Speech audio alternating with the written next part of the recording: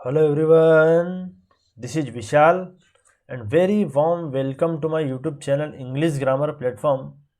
बहुत बहुत स्वागत है आप सभी का आपके अपने YouTube channel English grammar platform में। देखिए हमारी 500 इंपॉर्टेंट क्वेश्चन की एक सीरीज चल रही है जिसको हम आगे प्रोसीड करेंगे। So let's start without further delay. First question है आपके सामने। Every man and women in this family dash responsible for this fault. First option is, second are, third were और फोर्थ हैव। आप वीडियो को pause करके इसका answer बताइए, मैं वीडियो कंटिन्यू रखता हूँ। ठीक है, इसका राइट आंसर हो जाएगा इज। आप बोलोगे सर मेन भी है वुमेन भी है, एंड से दो नाउन जुड़ रहे हैं, प्लूरल है ना, तो आर आना चाहिए ना सर, प्लूरल आना चाहिए वर्ब। बड़ा ध्यान रखना, ये आगे आगे एवरी, जब भी किसी सेंटेंस में आपको एवरी दिख जाएगा तो हमेशा सिंगुलर कंसिडर करा जाएगा सब्जेक्ट, नोट डाउन कर लेना आप ही। तो every man and women in this family is responsible for this fault, तो ईज आ जाएगा यहाँ पे, आर नहीं आएगा, वर भी नहीं आएगा और हैव भी नहीं आएगा, क्योंकि तीनों प्लूरल है और ये सिंगुलर की रिक्वायरमेंट है, क्योंकि एवरी आएगा ना, इसलिए प्रत्येक आदमी और औरत भी रिस्पॉन्सिबल है इस फैमिली की इस फॉल्ट के लिए। नेक्स्ट है आपका, it is I who dash done this work. First option है am, second has, third have और फोर्थ आर। देखिए बहुत ही अच्छा क्वेश्चन है। अगर आपकी बेसिक आपकी क्लियर है तो आसानी से इसका आंसर आइडेंटिफाई कर सकते हो। देखिए आपको दिख रहा है रिलेटिव प्रोनाउन हु, जब भी आपको रिलेटिव प्रोनाउन दिखेगा तो उसके बाद हम वर्ब कौन से यूज़ करेंगे, उसके बाद हम वर्ब यूज़ करेंगे इस रिलेटिव प्रोनाउन से पहले आने वाले एंटीसीडेंट के अकॉर्डिंग। इसका एंटीसीडेंट कौन, आई, तो आई के साथ हम क्या यूज़ करते हैं। देखिए आई के साथ एक तो हम यूज़ करते हैं हम, एक यूज़ करते हैं वो, तो अब हेस तो एलिमिनेट कर दो और आर भी एलिमिनेट कर दो। अब देखिए एम आएगा या हैव आएगा, तो देखिए यहाँ पीछे डन लिख रहा है, वर्ब की थर्ड फॉर्म है ये, और वर्ब के थर्ड फॉर्म यूज़ करते हैं हम हैव या हैज़ के साथ में, तो हमारा राइट आंसर हो जाएगा have. It is I who have done this work, ये मैं ही हूँ भैया जिसने काम किया है और कोई दूसरा नहीं है, तो एम गलत हो जाएगा हमारा। तो देखिए आई के साथ रटने वाला बच्चे का यूज़ करते हैं कि सर आई के साथ तो एम आता, बट और पहला ऑप्शन वही मिलेगा आपको, कंफ्यूज करने के लिए एम ही पहला ऑप्शन दे दिया इन्होंने। देखिए बट अगर आपको कॉन्सेप्ट क्लियर है तो आप आसानी से इसका आंसर आइडेंटिफाई कर सकते थे। हमारा राइट आंसर हो जाएगा option C will be correct. Next है आपका, I am looking dash the new job. क्या देख रहा है भैया, न्यू जॉब, ठीक है। फर्स्ट ऑप्शन है इन, सेकंड है अपॉन, थर्ड है इनटू और फोर्थ है फॉर। बताइए कौन सा ऑप्शन राइट रहेगा। देखिए नए जॉब ढूंढने की बात हो रही है, तो ढूंढने के लिए हम क्या यूज़ करते हैं, लुक फॉर। लुक के साथ अगर आपने यूज़ कर लिया फॉर तो इसका मतलब हो जाएगा सर्च करना, ढूंढना। तो हमारा राइट आंसर हो जाएगा आई am looking for the new job, भैया मैं नई जॉब ढूंढ रहा हूँ भैया। नेक्स्ट है आपका, if you will invite me I will attend the party. देखिए बहुत ही अच्छा क्वेश्चन है और बहुत सी बार एग्जाम में बना है, एज इट इज़ बना है। अगर आपके बेसिक कॉन्सेप्ट क्लियर है तो आप आसानी से इसका आंसर आइडेंटिफाई कर सकते हो। देखिए होता क्या है, इफ़ के साथ हम कभी भी विल का यूज़ नहीं करते। इफ़ के साथ इन्होंने विल लगा रखा है, यहाँ पर गलत हो जाएगा हमारा सेंटेंस, हो जाएगा if you invite me I will attend the party. यदि तुम मुझे बुलाओगे तो मैं बिल्कुल ज़रूर आऊँगा पार्टी में। अब बोलोगे सर दोनों में गा गे की यूज़ हो रहा है, कैसे, जैसे आई विल इन्वाइट यू, आप हिंदी पढ़ रहे हो तो क्या निकल रहा मतलब कि अगर तुम मुझे बुलाओगे तो मैं ज़रूर आऊँगा भैया। तो इसमें भी आपको सेंस आ रहा है सर, गा गे गी का यूज़ हो रहा है ना इसमें। बट ध्यान रखना है, आप हिंदी बोल रहे हो जरूर यूज़ हो रहा है, बट जब भी आप सेंटेंस लिखोगे तो इफ़ के साथ कभी भी आप विल का यूज़ नहीं करोगे। इफ़ यू विल हटाना पड़ेगा ऐसा में, if you invite me I will attend the party, sentence बिल्कुल राइट हो जाएगा। तो पार्ट ए में एरर है हमारा, विल हटाना पड़ेगा, ऑप्शन फर्स्ट राइट हो जाएगा। देखिए इफ़ के साथ तीन कंडीशन बनती है, अब तीन कंडीशन कौन कौन सी बनती है देखिए आप। देखिए इफ़ के साथ अगर आपको फर्स्ट फॉर्म का यूज़ हुआ है, इनडेफिनेट का यूज़ हुआ है, प्रेजेंट इनडेफिनेट का, तो इधर हमें लगाना पड़ेगा विल और फर्स्ट फॉर्म। ये नोट डाउन कर लेना कैसे, जैसे आप देखिए इफ़ के साथ हमने क्या यूज़ करा है, invite, present indefinite, first form का यूज़ करा है, तो इधर हमने लगा दिया will attend, will plus first form, ठीक है। अगर इफ़ के बाद आपने वर्ब की सेकंड फॉर्म यूज़ हुई है, इफ़ के साथ अगर सेकंड फॉर्म आई है तो इधर हम लगाएंगे वुड प्लस V1, और अगर इफ़ के बाद अगर आपको दिख गया हेड प्लस V3 तो इधर आप लगाओगे वुड हैव प्लस V3। ये नोट डाउन कर लेना आप, बहुत इंपॉर्टेंट है।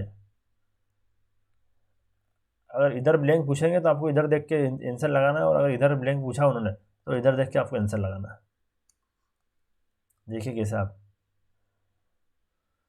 नेक्स्ट देखिए आप, if I dash a chocolate I would give it you. अगर मेरे पास चॉकलेट होती तो मैं तुम्हें दे देता भैया, ठीक है। First option was, second were, third had और फोर्थ हैव। देखिए अगर इससे पहले वाली आपने स्लाइड ध्यान से देखी होगी तो इसका आंसर आप आसानी से आइडेंटिफाई कर सकते हो। देखिए इधर क्या ब्लैंक दिया हमें, तो हमें इधर देखना है। ईफ वाले सेंटेंस में अगर आपको दिख रहा है कि इसमें ब्लैंक है तो आप इधर देख के इसका आंसर लगा सकते हो। इधर क्या दिख रहा है हमें, वुड प्लस V1, ये वुड प्लस V1 है गिव, तो इधर क्या आएगा V2। V2 कौन सी है इसमें, देखिए ये तो आप काट ही दो है। देखिए ईफ के साथ वाज भी आता है और वर भी आता है और हेड भी आता है और हेव, चारों ऑप्शन दिख रहे हैं आपको, चारों आ सकते हैं इसमें, बट इसका राइट आंसर हो जाएगा head. If I had a chocolate, मेरे पास अगर एक चॉकलेट होती तो मैं तुम्हें दे देता। यहाँ पोजीशन की बात हो रही है तो हमें हेड लगाना पड़ेगा। आई के साथ हम वर्ब भी लगाते हैं, कंडीशनल वाले सेंटेंस में हम आई के साथ वर्ब यूज़ करते हैं, पर ध्यान रखना है आई के साथ वर्ब नहीं आएगा, क्योंकि वर्ब बी वर्ब के फॉर्म हम कहाँ यूज़ करते हैं, जब आपके कुछ होने की बात होती है। यहाँ कुछ होने की बात नहीं हो रही। ऐसा थोड़ी है कि आई वर ए चॉकलेट, अगर मैं चॉकलेट होता तो मैं तुम्हें दे देता। मैं चॉकलेट नहीं होता, मेरे पास अगर चॉकलेट होती तो मैं तुम्हें दे देता। पोजीशन की बात हो रही है तो हेड आएगा यहाँ पर। कॉन्सेप्ट आपके सारे क्लियर होना बहुत ज़रूरी है। अब देखिए आप, if I dash a bird I would fly. बताइए चारों में से कौन सा ऑप्शन राइट रहेगा इसमें। देखिए इसमें राइट आंसर हो जाएगा हमारा वर, इसमें आप इफ़ के साथ वर लगाना पड़ेगा। If I were A bird, यदि मैं पक्षी होता तो मैं उड़ जाता। या आपके होने की बात हो रही है तो हमें बी वर्ब की फॉर्म लगाना पड़ेगी, और कंडीशनल सेंटेंस में हम यूज़ करते हैं आई के साथ में वर। वाज हमारा गलत हो जाएगा, हेड गलत हो जाएगा और हेव गलत हो जाएगा। Option B will be correct. Next है आपका, if you dash on time the train would not have gone. देखिए बहुत ही अच्छा क्वेश्चन है। अगर अभी तक का वीडियो आपने ध्यान से देखा हो तो आसानी से आप इसका आंसर आइडेंटिफाई कर सकते हो। देखिए इफ़ के बाद आपको दिख रहा है यू, और यू के बाद दिख रहा है आपको ब्लैंक। इफ़ वाले क्लॉज में आपको दिख रहा है ब्लैंक, तो आपको इधर देखना है इधर क्या यूज़ हुआ है, वुड नॉट हैव गॉन, मतलब would plus have plus V3 use हुआ है। और वुड हैव प्लस V3 कहाँ यूज़ करते हैं हम, जब इधर हेड प्लस V3 होता है, तो हमारा राइट आंसर हो जाएगा had plus reached, had reached. If you had reached on time, यदि तुम टाइम पे पहुंच जाते, the train would not have gone, तो ट्रेन नहीं जाते भैया, ट्रेन तुम्हें मिल जाती। तो ध्यान रखना आप, अगर आपके कॉन्सेप्ट क्लियर है तो आप आसानी से आंसर आइडेंटिफाई कर सकते हो इफ़ वाले सेंटेंस का, क्योंकि इसमें 3 कंडीशन बनती है और तीनों मैंने बता दिया आपको। तीनों कौन कौन सी बनी देखिए, ये इफ़ प्लस V1 तो इधर आ जाएगा विल प्लस V1। अगर इफ़ के साथ आपको दिख गया V2 तो इधर आ जाएगा वुड प्लस V1। अगर आपको इधर दिख रहा है इफ़ के बाद हेड 3 है, हेड प्लस V3 है, तो इधर हो जाएगा वुड हैव प्लस V3। अगर इधर ब्लैंक पूछेगा तो इधर देख के आप इधर लगा देना, और अगर इधर ब्लैंक पूछेगा तो इधर देख के इधर लगा देना।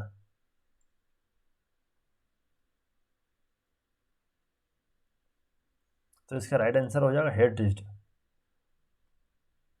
नेक्स्ट है आपका, when I was young I dash 30 kg। क्या करता भैया, कैन लिफ्ट, अच्छा उठा सकता था, ठीक है भैया। जब मैं भैया छोटा था तो 30 किलोग्राम वजन उठा सकता था।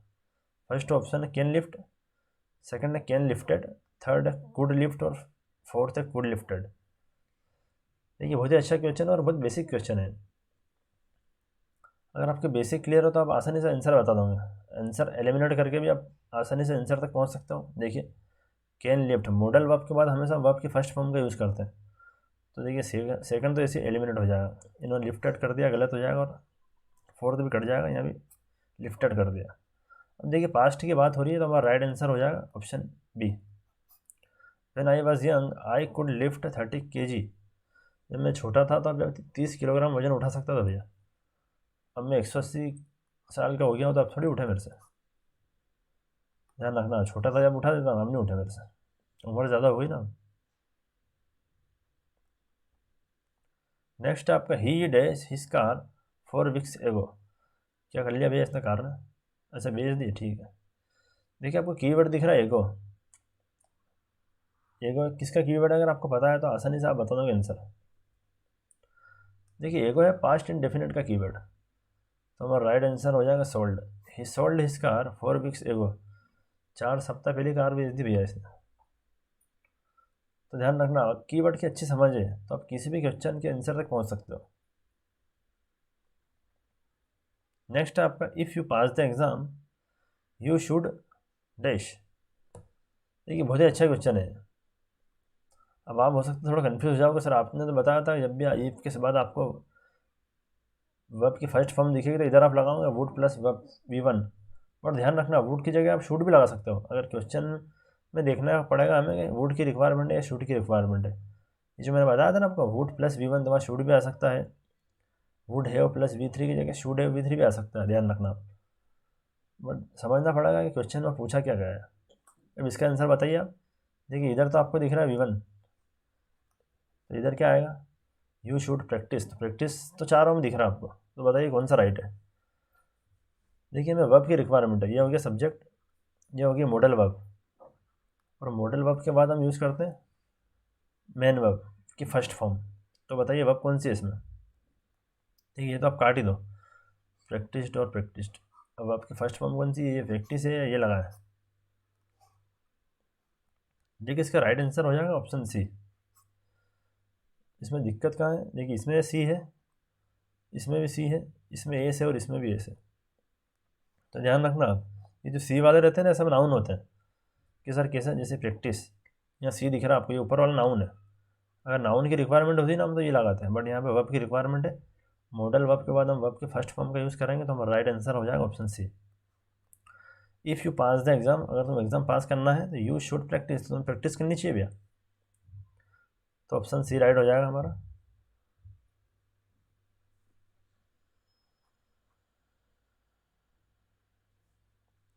Thank you for watching this video. तो ये था हमारा आज का वीडियो।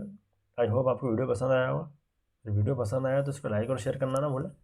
और अगर हमारे चैनल पर नए हो तो इसको सब्सक्राइब जरूर कर लेना। तो ऐसे इंग्लिश ग्रामर की वीडियो बनाता रहता हूँ मैं, जो आपकी upcoming exam point of view से बहुत ही बेनिफिशियल रहेगा। Good bye everyone, see you again in the next video.